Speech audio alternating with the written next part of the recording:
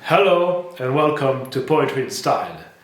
You know, in the past, I've written quite a few poems, and a remark or a question that I often got was, why are your poems so dark? A friend of mine one day told me, Christoph, if you feed on darkness, it will gnaw at your soul. Your poems are beautiful, but they are too dark. And I remember actually showing my website that I'm gonna put in the description down below to a woman, and she told me, your poems are beautiful, but yeah, they are too dark. And the purpose of art and poetry is to lift people up. And to this kind of people I say, I get it, but I disagree. I would actually say it's funny and it's gonna sound paradoxal or contradictory, but really sad or really dark poems or pieces of art can really lift people up. You know why? Because actually, believe it or not, a lot of people in this world are sad. A lot of people are angry, and a lot of people go through difficult times. That's part of life.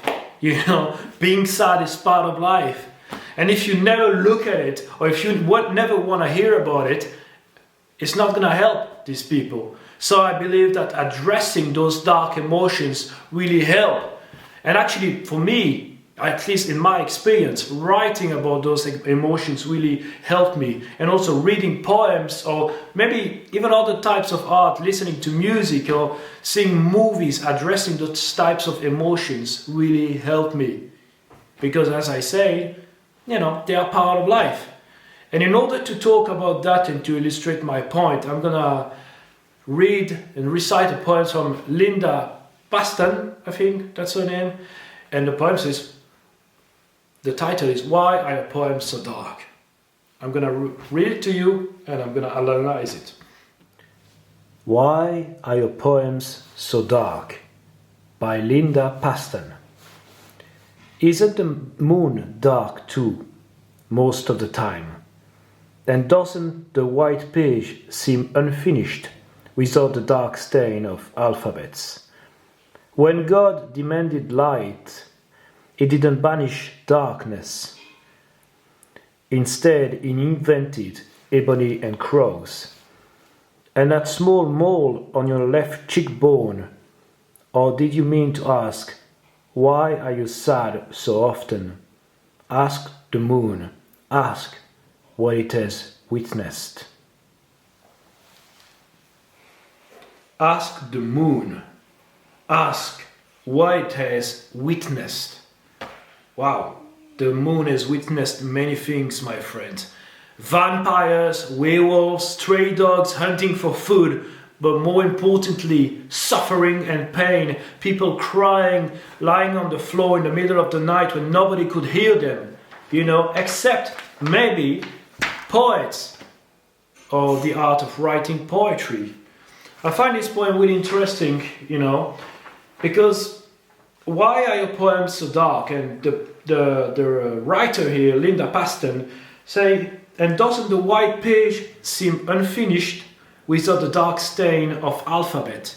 It's a really interesting metaphor because it shows that the white page is just light, it's beautiful, there's no problem, but sometimes you need the dark stains, you know, the dark things to make you look at life and the beauty of it, you know. To understand happiness, you need to understand darkness, you need to understand sadness, you know. And also she says, you know, and when God demanded light, He didn't banish darkness. Instead, He invented ebony and crows. Again, that's another one that shows that, you know, we need darkness to understand light. We need to be sad sometimes to understand when we are happy, you know. And another thing I want to say, and another thing that's important to say, anything in life that's worthwhile, anything that's worth it, is gonna give you some suffering at some point. You know, for example, you want to run, you're gonna suffer. You want to build a company, at some point you're gonna fail. At some point people are gonna spit on you. At some point people are gonna insult you. You know, that's part of life. You know, you're gonna suffer at some point in life. You're gonna have pain, you're gonna feel sad. You know, it's going to happen. Embrace it. you know. Don't wallow on it, don't wallow in it, but you know, that's part of life. And that's the reason why writing dark poems really helped me in my life, because at some point I felt those emotions. I felt sad, I felt a lot of bad things. And if I hadn't written poems about them, maybe they would have taken over. Maybe they would have taken the control, you know, and maybe I would be insane right now. Writing about it or doing any kind of art about it helps you address those things. And so another thing is just when I'm happy, you know, I just want to enjoy my happiness. You know, my good emotions are actually the poem itself, you know. But when I'm sad, writing about it helps me. And that's the reason why most of my poems are dark, you know.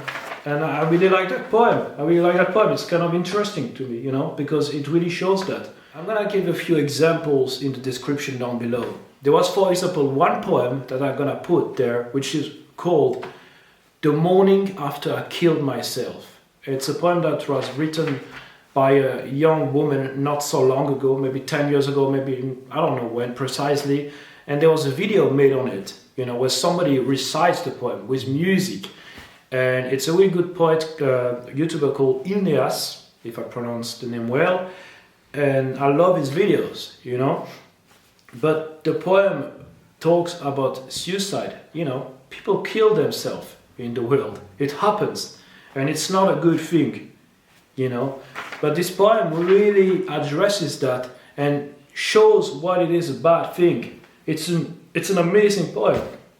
That's an example, that's one example, but there are many more, you know. And if it's not about poetry, it's something else. It's music, it's movies, whatever, you name it. Anyways, have a good day, and yeah, have a good day.